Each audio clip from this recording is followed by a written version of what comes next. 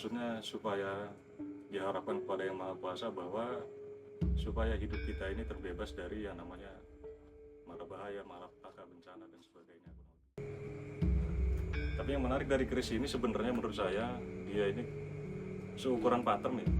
Ada sejengkal lebih mungkin.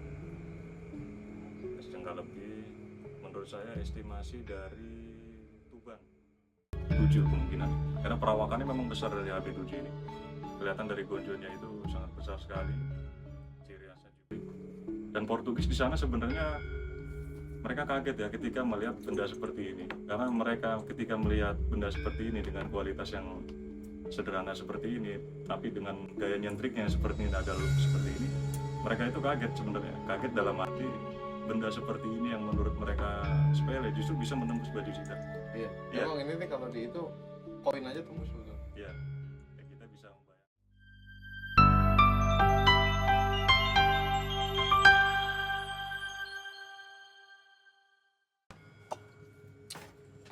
Assalamualaikum warahmatullahi wabarakatuh. Salam budaya, salam lestari, salam Indonesia Jaya. Oke, di kesempatan hari ini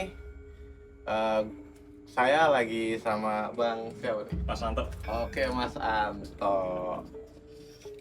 kita review pusaka hari ini ya? Oh iya boleh lah. Sambil kita buka kali ya. Ya, silakan. Oke. Kita sambil ini kali apa? Sambil Diminyakin. diminyakin nggak apa-apa ya? Ya, kita obrolan santai mungkin. Oke.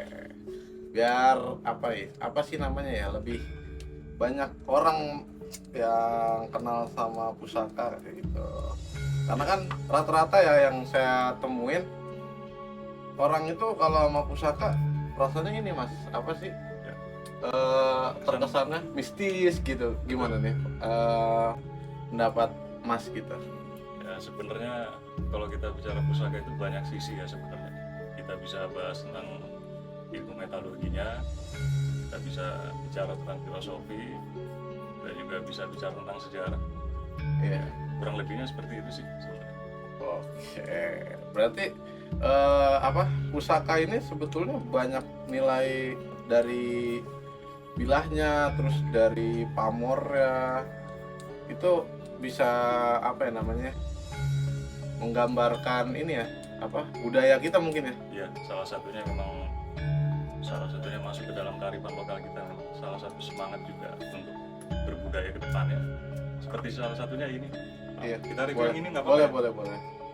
Ya, misalnya keris ini ya, keris brojol ini ya garapannya sangat istimewa banget, sederhana, lurus, mantep, keras, sesuai dengan apa namanya karakter, sifat dan kepribadian bangsa kita sebenarnya.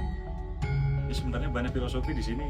Ya, kerisnya lurus itu melambangkan dari kesederhanaan. Terus yang kedua melambangkan tekad kita yang harus benar-benar kuat.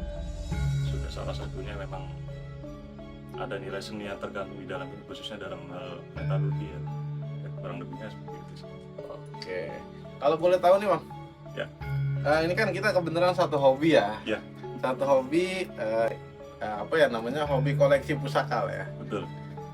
Sekarang apa ya? Kalau saya mah yang muda yang berpusaka. Ya. Mudah-mudahan sih kayak gitu. Jadi nggak ada tanggapan orang-orang tuh yang berpusaka itu mistis. Betul. Pusaka itu klinik gitu kan. Ya. Jangan sampai ada statement yang kayak gitu. Soalnya sayang ini warisan leluhur kita ya Om. Betul sekali. Betul, warisan leluhur kita yang semestinya kita jaga, bukan kita rusak. Ya. Kalau ngomong-ngomong, Abang main pusaka kayak gini udah lama? Kira-kira 17 sampai 15 tahun ada. 17 sampai 15 tahun. Iya, dari zaman sekolah malah itu. Waduh, Iya. saya aja baru ini. Ya, terus itu dari zaman sekolah udah main pusaka ya. Ya, karena memang background awal itu kita kenal keris itu malah sebenarnya bukan dari filosofinya, bukan dari sejarahnya malah ya sebenarnya. Dari apa tuh? Justru malah berawal dari bela diri malahnya. Oh, dari bela diri. Iya. Ya, kita kan juga ini ya sama-sama mengetahui bahwa film-film kita itu kan banyak film-film kolosal itu ya. Iya. Banyak yang bertarung umpamanya pakai keris kan segala macam gitu ya. Iya. Ya pikir saya mungkin ada jurus khususnya gitu tentang keris itu, tentang cara penggunaan yang benar itu bagaimana. Tapi seiring berjalannya waktu kemudian ternyata keris itu bukan hanya tentang senjata, justru di sana saya mengenal dapur yang ada looknya, ada lurusnya. Ternyata di sana memang mengandung filosofi yang berbeda, kira-kira begitu. Filosofi, nilai isoteri, nilai sejarah, sama nilai dari sisi metalurginya juga. Oke, mantap ya kalau dibahas. Kalau mungkin kalau kita bahas satu-satu itu nggak bakal kelar seharian kali ya. Iya jelas. Jelas ya, pokoknya nanti kita buat part aja ya, kita Iya. buat part selanjutnya gitu kan. Terus nih bang, apa nih yang bikin abang tertarik melihara keris, apa namanya, ngoleksi keris gitu kan? Kalau saya kan emang dasarnya basic seni ya. Iya. Dan menurut saya nih ini warisan leluhur kita yang penuh dengan seni. Betul, Selain Candi Borobudur, Candi Prambanan itu kan emang nilai seninya tinggi kan. jelas. Nah ini juga salah satunya yang apa sih, seni lipat, seni tepal logam itu kan. Makanya ya nggak dipungkiri kalau ini nilai seninya banyak banget gitu. Terus kenapa nih abang bisa bener-bener tertarik gitu sama dunia tosan aji? Kembali lagi kepada ini ya, kita secara subjektif memang ini kita review salah satunya nggak apa-apa ya. Boleh. Atau yang ini nih, yang ini cakep ya nih, Yang mana tuh? yang ini apa, sengkelat. Sengkelat ya. Ya. Ini namanya keris sengkelat 13 Mak. 13 dan kondisi Jimatan mungkin ya, Jimatan. di bawah Patrep ya. Jimatan. Ini Dayaman Solo Surakarta, mendaknya perak putih. Kita buka. Nah ini dia. Ciri khas dari dapur Look 13 Sengkelat itu dia memiliki 3 rengkolan. Seperti yang dilihat 1, 2, 3, 4, 5, 6, 7, 8, 9, 10, 11, 12, 13. Nah cirinya yang selanjutnya di bagian ini, di bagian gonjonya ini dia ada gerenengan di sini. Nah di sini ada gerenengannya.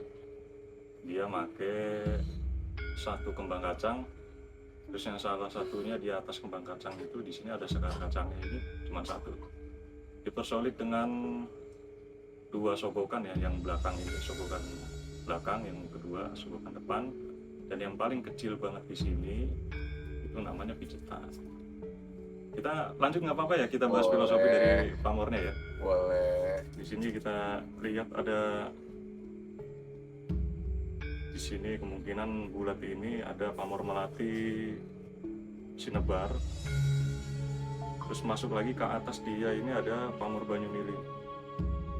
Nah dari segi filosofi dari keris sengkelat sendiri itu terutama ya, sengkelat itu sengkolone mencrat. Sengkolone mencrat maksudnya supaya diharapkan kepada Yang Maha Kuasa bahwa supaya hidup kita ini terbebas dari yang namanya mara bahaya, malapetaka, bencana dan sebagainya, gitu. Berarti doa juga ya? Ya, ada nilai sisi doanya dari sisi spiritual si empu sendiri memang seperti itu. Dan yang selanjutnya melati sinebar ini kita diharapkan juga supaya nama kita harum di masyarakat. Terus yang kedua, jalan hidup kita supaya kita mengalir seperti air. Ini sesuai dengan filosofi yang ada di kedua ini, namanya Banyumili. Banyak rangkaian filosofi memang. Kalau ini apa, emang dibuat atau yang nggak sengaja jadi? Kebanyakan mayoritas itu memang ini ya, kita secara subjektif memang ada beberapa yang itu pesanan itu dia langsung dibuat. Terus ada juga yang memang pamor ini tidak disengaja. Oh, pamor nggak disengaja. Ada yang tidak sengaja, ada yang memang disengaja dibuat direka. Kalau estimasi kalau ini dibuat atau disengaja? Disengaja atau nggak disengaja? Kemungkinan untuk buah pamor sendiri yang seperti ini, sepertinya memang disengaja sih. Disengaja. Ah, Karena jimatan mungkin ya? karena jimatan kan, sifatnya rahasia. Sinengker kalau kita bilang itu. Cakep ya, padahal kecil tapi apa namanya, maknanya luas, artinya pesan moral yang ditulis sama si empunya, yang ditulis lewat sebilah keris ini lumayan bagus banget ya. Iya. Gimana tuh betapa gimana pinternya itu ya orang tua dulu ya. Ya itulah yang memang kalau kita bicara leluhur kita itu memang nggak kalah cerdasnya dibanding dari leluhur orang-orang yang ada di luar sana ya, di luar negeri. Karena memang sebenarnya begini, hanya mungkin beda ini ya, beda nama. Kalau empu zaman dulu itu ya sama seperti sekarang gitu. Kalau zaman sekarang itu ya ada lembaga pendidikan, ada SD, SMP, SMA, sama seperti empu zaman dulu. Mereka sebenarnya juga memimpin yang namanya lembaga pendidikan, hanya mungkin namanya lebih tradisional, namanya padepokan. Kira-kira seperti itu. Karena memang empu itu sebenarnya ada sekolahnya kalau bahasa sekarang. Iya, sekarang juga yang saya tahu tuh ada juga tuh kuliah yang jurusan emang di bidang apa perkerisan gitu kan. Ada kan ya yang S1 itu kan di Iya. daerah Solo itu. Solo ya? Iya. Emang yang jurusan khusus keris kan, Iya. sampai apa tuh namanya tugas akhirnya pun ngebuat keris kan. Iya, menggarap. Iya, Menggarap iya, keris kan? Iya. Iya, tapi keren juga ya. Ya, kita bahas tentang ini ya. Ini kemungkinan besar ini warangkanya Timoho tua ini ya. Iya. Banyak corak kitabnya. Handle Jawa Timuran. Nah, ini sepertinya patrem. Kita buka ya. Boleh. Ini namanya keris pusaka Pulang Geni. Pulang Geni itu salah satu dari ricikannya itu ada 5 ya. 5 rengkolan, yaitu 1, 2, 3, 4, 5. Dengan gandik yang sederhana ini tanpa kembang kacang. Terus yang kedua di bagian gonjo ini juga sederhana, dia tanpa gerenengan di bagian ini. Tapi yang menarik dari keris ini sebenarnya menurut saya, dia ini seukuran pattern ya. Iya. Ada sejengkal lebih mungkin. Sejengkal lebih. Menurut saya estimasi dari Tuban. Ya, Tuban. Ciri khas dari keris Tuban itu diantaranya dia mengandung pasir malelo dia. Pasir malelo. Hanya bedanya kalau dalam keris ini produk dari Tuban itu mayoritas kan besar-besar ya, Iya. besar-besar, panjang-panjang, kisaran sekitar 38, 36. Kalau ini sekitar 30 kurang. Nah, ini yang bikin eksotik sebenarnya di sini. Ditambah lagi juga ini gonjonya iras. Kelihatan ya? Iya. Gonjonya iras. Ini ntar lo, maaf ya sorry potong. Iya. Banyak juga nih kawan-kawan yang nggak tahu nih sebetulnya gonjo iras itu apa tuh? Gonjo iras itu sebenarnya yang waktu pembuatan keris awalnya ini dia itu tidak dipotong, jadi sambungan aja. Jadi nggak pakai sambungan. Kalau yang pada keris pada umumnya dia itu kan Gonjonya bisa. gonjonya bisa. Mungkin kayak gini kali ya. Nah iya, ini perbedaannya di sini. Nah, kelihatan sekali kontras. Nah, iya. Kita bahas filosofinya mungkin ya. Kalau Boleh. dari Pulang Geni ya. Iya. Pulang Geni itu artinya ratus ya kalau dalam filsafat Jawa. Ratus yang artinya memang harum, wangi.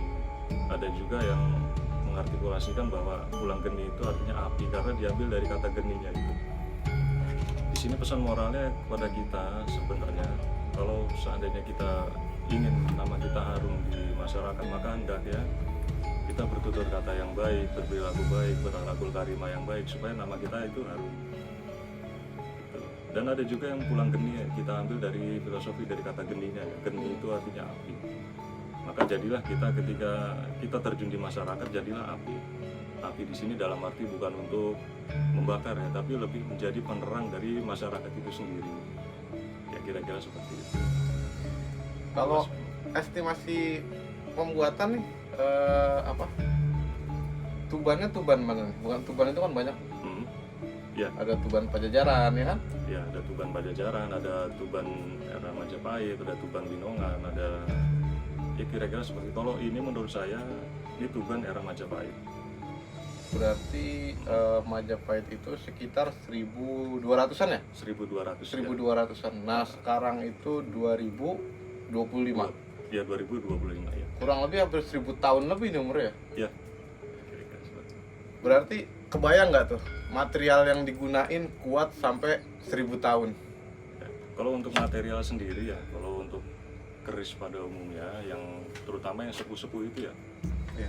Itu tentunya mengandung di antara beberapa logam yang sebenarnya masyarakat sendiri juga belum semuanya tahu, karena di situ dia mengandung material kalau nggak salah, yang diantaranya ada uranium, titanium, plutonium, yang sebenarnya itu dia bahan baku dari pembuatan nuklir sebenarnya. Belum lagi ditambah juga dipersolid ada juga beberapa pusaka yang memang mengandung unsur metalurgi dari meteor Prambanan, juga pasir Malelo, kira-kira seperti itu. Berarti kan kadang-kadang ada nih orang nih yang buka keris tuh merinding, serem gitu. Padahal bukan dari kodam itu kalau gitu. Atau gimana tuh? Ya sebenarnya begitu, sama seperti kita buka itu kadang-kadang merinding. Maaf, kita buka merinding. Sebenarnya yang bikin merinding itu tidak selalu tentang perewangan atau dunia-dunia tentang metafisik, sebenarnya bukan hanya itu. Karena memang radiasi dari material pusaka ini, dia memang memiliki radiasi tertentu yang memang sebenarnya bisa kita raba dari panca indera kita sendiri. Jadi seperti itu. Jadi yang bikin merinding itu sebenarnya nggak selalu tentang ini ya metafisik, tapi karena memang radiasi dari metalurginya ini sendiri, yang ketika kita buka dari warangkanya itu menabrak dari energi asli manusianya, kira-kira seperti itu. Dia energi manusianya ya, bukan energi tentang hal lain, kira-kira seperti itu. Menurut abang nih, apa nih yang membuat keris itu kayaknya bukan lebih istimewa dibanding senjata-senjata yang lain? Terutama memang yang paling mencolok di antara pusaka lain, ya khususnya dalam pusaka keris ini, memang dia memiliki banyak varian. Seperti yang tadi kita review ini di antara dua pusaka ini. Ini dari sisi fisik ya, dari anatomi sendiri memang terkesan sederhana, tapi memang memiliki banyak filosofi di dalamnya. Terus yang kedua memang dari segi fisik lagi ya, dia ini memiliki look di sini. Iya. Ada itu coba kalau nggak salah yang itu looknya lebih itu deh, biar lebih kelihatan. Oh ini ya? Iya. Atau yang singo barong juga kan. Ya, kita review dari warangkanya dulu ya berarti ya? Iya, boleh. Di warangkanya Timoho, ini Timoho tua ini ya, ini banyak corak di sini. Pendoknya perak biasa, selutnya selut Solo, ini juga handle-nya handle kemungkinan kemuning berut ini. Iya.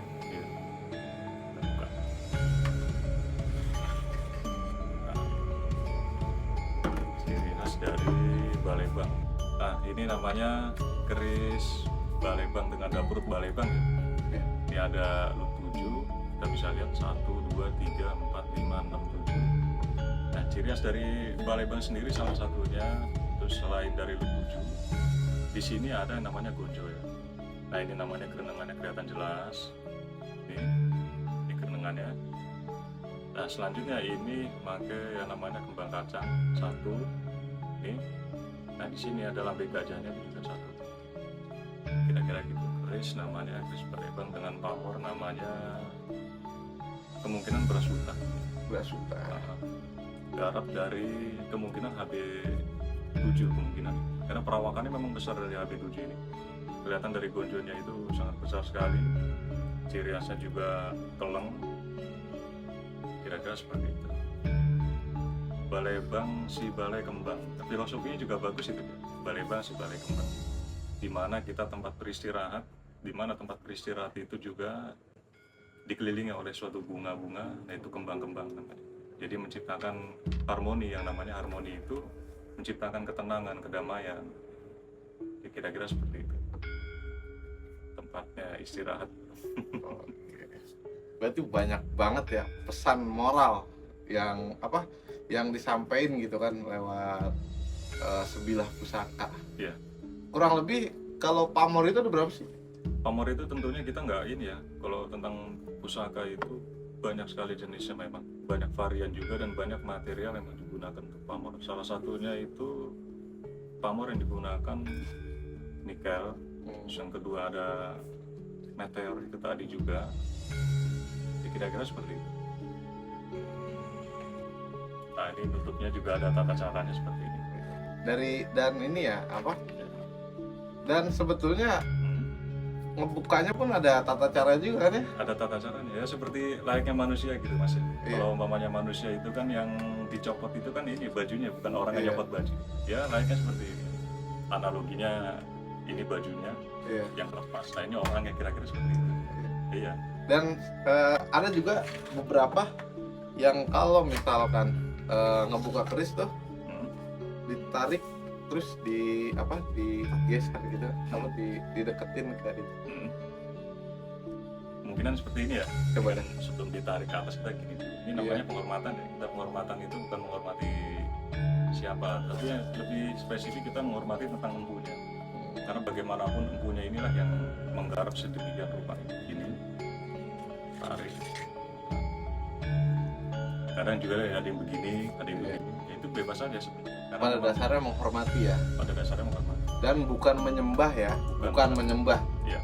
Kita ini buat note lagi nih, bukan menyembah kerisnya tapi menghormati. Empunya. Iya, menghormati empunya ya, menghormati siapa yang buat, karena benar-benar apa orang tua kita dulu, leluhur kita dulu bikin pun nggak sembarangan, Betul. ada ilmunya ya kan. Berapa lama beliau pelajarin gitu kan, ilmu garap ilmu tempat itu kan lama, jadi ya wayahnya lah kita hormatin gitu kan ya Bang ya, kurang lebih kayak gitu ya. Sesuai dengan kearifan lokal kita, memang kita ini kan negara ini ya, negara di Asia itu kan dekat dengan budaya penghormatan, Iya. kita menghormati orang tua. Apa ada keris-keris tertentu gitu yang punya nilai plus gitu? Misalkan dari jenisnya gitu yang punya nilai sejarah yang tinggi gitu. Dan sejarah yang tinggi tentunya kita punya yang namanya keris-keris itu. Bejreguna kemungkinan ya. Bejreguna itu kalau di Madura itu ada dua. Ada Bejreguna empu, ada Bejreguna dari besinya. Iya. Seperti contoh seperti ini ya. Iya. Kita review ini. Ini namanya dari warangkanya sendiri, warangka Palembang seperti ini. Biasanya kalau di Palembang sana itu ada juga banyak yang candlenya itu mengarah ke sana, maaf. Ada juga yang mengarah ke sana, ada juga yang mengarah ke sini. Kalau di Melayu, ketika kita menghadap raja, candlenya ini nggak boleh ke sana, tapi harus ke sini. Dan kalau di Melayu itu mereka menaruh keris pusakanya itu kebanyakan di depan seperti ini. Jadi ketika menghadap raja itu nggak boleh ke sini. Nah, kita review dalam ya. Kita kembali pada perspektif dari ini ya, Bejreguna dan keris Bejreguna. Keris Bejreguna sendiri itu populer di Madura. Ya. Lebih banyak kepada logam yang digunakan itu baja. Kalau kita tilik dari sejarahnya dulu, ada sejarah yang namanya invasi dari Demak, khususnya di bawah pemerintahan Ratu Kalinyamat itu pernah menginvasi Portugis yang ada di Maluku. Jadi ada salah satu keris pusaka itu yang di sana yang memang dari kualitas metalurginya yang juga sangat bagus sekali. Dan Portugis di sana sebenarnya mereka kaget ya ketika melihat benda seperti ini, karena mereka ketika melihat benda seperti ini dengan kualitas yang sederhana seperti ini, tapi dengan gaya nyentriknya seperti ini, ada look seperti ini, mereka itu kaget sebenarnya. Kaget dalam arti benda seperti ini yang menurut mereka sepele justru bisa menembus baju kita. Iya. Ya. Emang ini nih kalau di itu koin aja tembus betul. Ya, kita bisa membayangkan bagaimana dulu yang keris aslinya itu ketika disuduhkan ke itu ternyata malah menembus ini ya, menembus dari prajurit Portugis sendiri. Walaupun pada akhirnya kita dalam invasi tersebut kita kalah, kira seperti itu. Nah kalau buat dapurnya nih, Ini dapurnya Singobarong ya, Singobarong dengan looknya 11 mungkin, 1, 2, 3, 4, 5, 6, 7, 8, 9, 10, 11. Untuk 11 itu kalau dalam keris itu dalam dapurnya itu ada namanya sapu kutet. Tapi kalau ini ada dua kolaborasi yang memang dijadikan satu dapur. Yang pertama dia mengambil dari garap namanya sapu kinten, terus yang kedua ada ornamen singa. ya. Iya. Masih tegas sekali, mantap sekali. Estimasi kalau ini? Ini kemungkinan kalau menurut saya pribadi ya, kalau nggak Mojo mungkin Belambangan. Karakter dari Mojo dan Belambangan itu mirip-mirip tipis. Tapi Tapi kalau dari Belambangan sendiri memang postur dari pusakanya besar-besar sendiri. Ya, postur dari pusakanya besar-besar. Ini kemungkinan ada 40 cm ini ya? Ada 40 cm itu. Iya, 40 cm. Masih ini aja 30 nih. Mhm. Ini 30. Wah, lebih mungkin. Oh iya. iya. Ya, kemungkinan ada 40 cm. 40 itu, 40 cm. Iya. Jadi namanya keris corok ini. Keris Corok. corok itu ya. Dan ini keleng ya? Kalau ini keleng. Apa enggak? Kemungkinan kalau kemungkinan kalau iya kemungkinan kalau Cakep ya, padahal. iya Begitu indah karya leluhur karya leluhur. iya. Ya sesuai dengan etikanya keris pusaka itu ya, seperti tadi yang kita analogikakan itu, ketika orang ingin melepas sandangannya, maka yang terlepas itu maka sandangannya, bukan orangnya. Ya seperti pusaka itu, ada tata keramanya. Jadi yang kita gunuskan itu justru warangan. Nah, kalau orang memakai baju itu yang dipakai bajunya, jadi bukan orang yang pakai bajunya tapi baju yang disandang ke orangnya. Menurut Mas nih, Apa tuh? saya manggil Mas aja ya dari Nggak tadi. apa-apa. Iya. Apa nih tantangan terbesar nih Mas mengkoleksi keris atau melihara keris? Melihara apa sih sebutannya? Merawat, Merawat melestarikan. ya, iya, melestarikan. Apa nih tantangan terbesar Mas? Kalau dari tantangan sendiri ya, kita tentunya kita tidak terlepas dari perspektif dari masyarakat sendiri. Kita nggak bisa dibilang itu banyak masyarakat sendiri yang masih terpaku dengan sisi mistiknya, dari sisi perkebunan kemungkinan, tapi kan kita kan nggak boleh yang namanya langsung menjustifikasi ke sana. Semakin kita menjustifikasi ke sana, semakin kita sebenarnya luput dari pengetahuan bermetodologi seperti itu. Karena dari material dari pusaka itu banyak yang orang sebenarnya nggak tahu. Material dari pusaka itu sendiri, jika diteliti lebih dalam, khususnya keris-keris yang era tua ya, itu mengandung dari hal-hal material yang dibutuhkan untuk pembuatan nuklir seperti uranium, plutonium, kromonium, kira-kira seperti itu. Justru malah yang lebih menyukai dari keris itu, kita kan menjadi sayang ya. Justru yang malah menyukai itu kan orang-orang luar negeri. Iya. Ya orang-orang luar negeri sekarang sudah banyak mas itu yang koleksi pusaka banyak, khususnya di Belanda ya. Karena memang Belanda sendiri dia pernah menduduki kita kurang lebih sekitar 350 tahun. Nah di sana mereka sudah pasti yang namanya mengeksplorasi yang namanya kebudayaan kita yang menjadi sumber pengetahuan salah satunya buat mereka. Jadi sayang kalau seumpama kita punya keilmuan tertentu tapi yang malah mengobservasi malah orang lain, nah kitanya malah jauh dari pengetahuan dari pusaka, khususnya dari material, dengan sayang sekali. Ya. Tapi keluarga gimana tuh? Ya keluarga, Mas koleksi kayak gini? ya keluarga ini sih. Nerima-nerima aja. Apa emang udah keturunan gitu? Leluhurnya punya keris kayak gitu? Tentunya memang kalau kita bicara leluhur ya, pasti di setiap keluarga itu mulanya punya, sebenarnya punya. Iya. Makanya banyak keris-keris tua itu sampai sekarang itu yang paling banyak sekali itu dapurnya dapur lurus. Jadi ya kalau untuk keluarga sendiri sebenarnya biasa aja. Dan keluarga kita, baik penonton channel ini ya, mungkin juga keluarganya punya keris-keris pusaka. Jadi biasa aja hasilnya. Belum lagi ditambah mulanya background saya kan ini bela diri, hukum juga. Jadi ya tetap kita harus membahas dari sisi yang lebih saintis supaya bisa mudah diterima di masyarakat. Lebih logis ya. Lebih logis ya. Bagaimana nih Mas melihat keris itu di era modern kayak gini?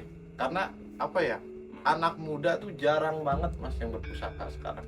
Ya tentunya kita sebagai orang yang dalam artian kita praktisi dalam berkeris, kita juga mengoleksi juga.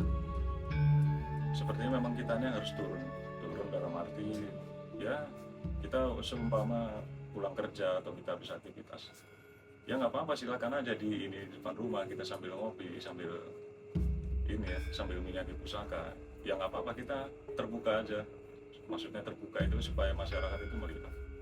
Nah dari masyarakat itu melihat tentunya kan begini, mereka kan tidak terlepas dari yang namanya perspektif tentang metafisik. Iya. Nah dari sana pula mereka itu nantinya bakal mencari tahu. Dari mencari tahu nantinya mereka ini bakal datang ke kita. Ketika mereka bertanya tentang suatu pusaka yang masih menjurus ke arah ke sana, nah, disitulah ya pengetahuan kita harus hadir di sana, menjadi sumber ini ya, edukasi terutama itu. Kira-kira seperti itu, mengedukasi. Tapi rata-rata ya mas ya, ini yang sering saya temuin. Ya. Justru malah keris-keris yang dipegang sama oknum-oknum itu bukan keris-keris pusaka mas. Itu yang sering saya temuin. Ya. Jadinya keris-keris yang benar-benar pusaka itu yang benar-benar harus kita rawat, jadi kena imbas ya mas. Iya. Padahal mah kalau keris pusaka itu nilai seninya yang sayang banget mah. Oh iya jelas. Nilai seni, nilai sejarah. Ya kita lebih terbuka aja. Memang kebanyakan oknum-oknum yang sebenarnya bukan di bidangnya itu, tapi mereka mengakui bahwa dia ini adalah praktisi ini, praktisi ini. Ya mayoritas dari mereka itu sebenarnya kerisnya ini mas, malah justru di luar dari pakem. Kodan ya rata-rata ya. Iya.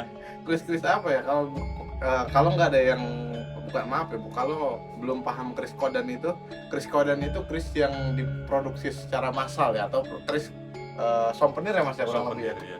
Iya gitu. Dan rata-rata saya temuin itu kebanyakan malah praktisi-praktisi itu kerisnya, maaf ya ada mungkin sebagian yang asli, cuman lebih banyak tuh keris-keris itu gitu. Jadi ya imbasnya keris-keris kayak gini. Sampai saya punya leluhur itu anaknya nggak berani mas, nggak berani merawat, nggak berani ngewarisin gitu. Iya. Ya. Akhirnya kan jadinya dibuang, bukan dibuang, dilarung. Itu kan sayang. Lebih baik dikasih ke orang daripada dilarung, karena kan kalau dikasih orang itu kita barang masih lihat fisik ya. Iya. Tapi kalau dilarung itu kan ya udah hilang gitu aja, hancur kemakan usia gitu. Iya. Kalau dikasih ke orang kan kadang dirawat dengan baik gitu. Iya. Terus fisiknya juga kita ngeliat, Iya. gitu, nggak rusak.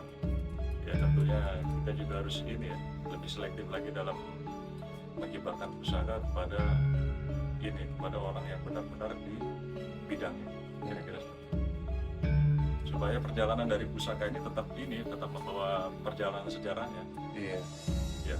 Jangan sampai anak cucu kita nggak tahu nih benda-benda peninggalan sejarah nenek moyang kita gitu. Betul. Ini aja kalau dihitung-hitung ya kuat loh, Ya. besi.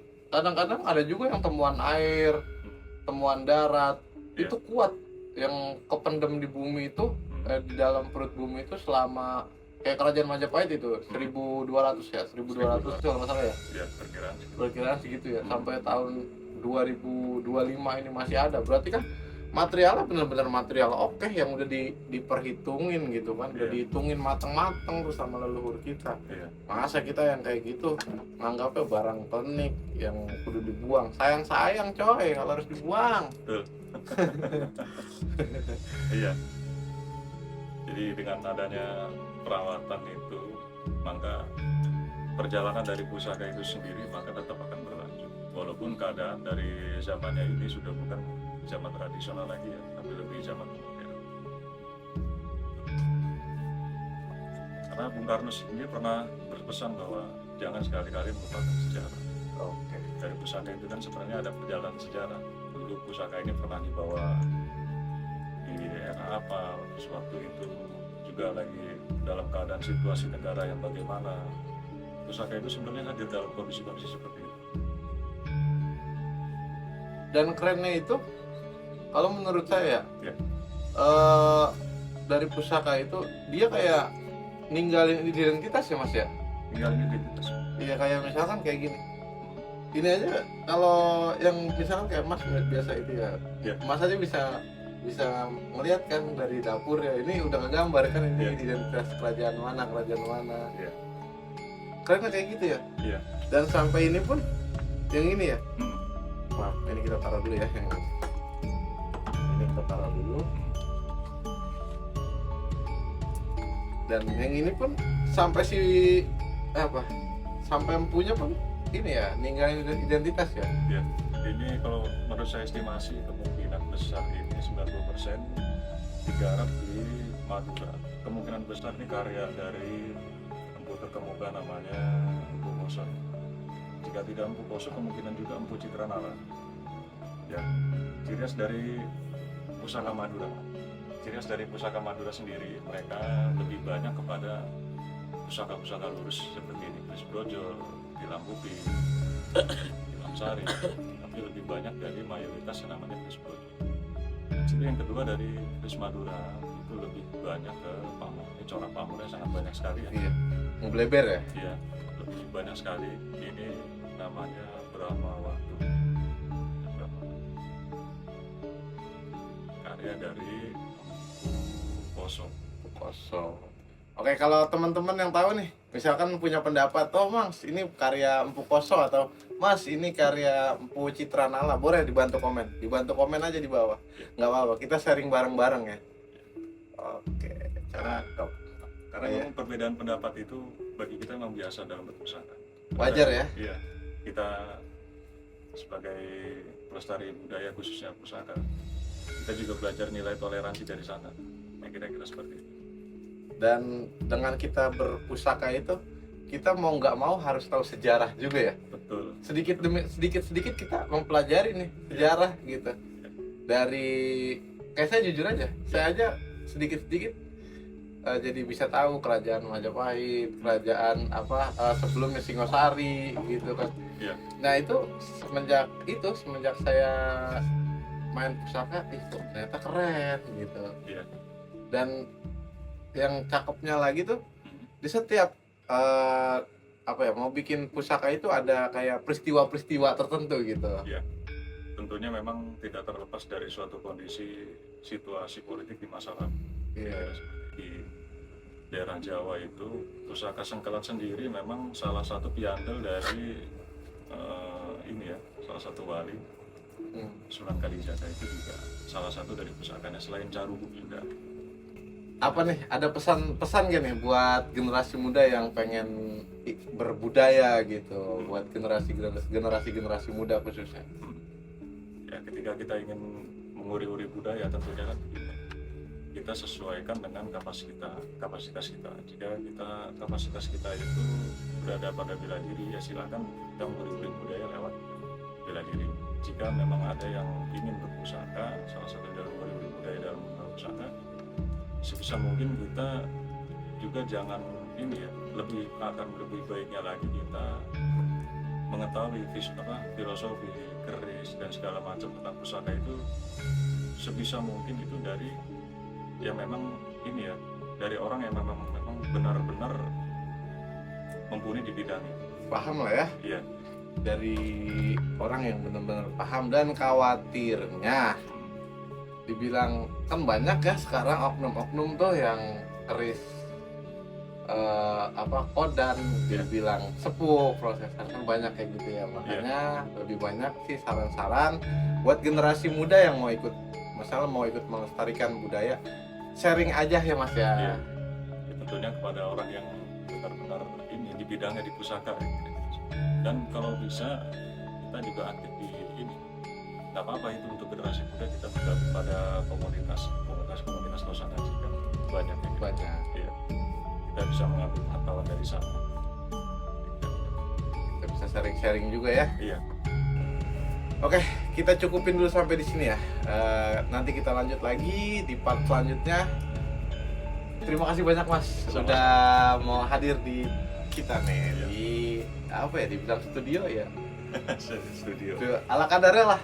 Yang penting dengan cara kayak gini kita bisa ikut andil buat melestarikan budaya dan mengenalkan dunia Tosanaji itu lebih spesifik ya. Spesifik. Iya, lebih ke mengenalkan dunia Tosanaji itu ke orang banyak tuh lebih Lebih leluasa dengan peribahasa yang sebenarnya juga sederhana juga kita bahasa gitu. Iya. Mudah-mudahan lebih bisa dicerna oleh masyarakat luas dan lebih diterima. Terima kasih banyak Mas. Ya. Assalamualaikum warahmatullahi wabarakatuh.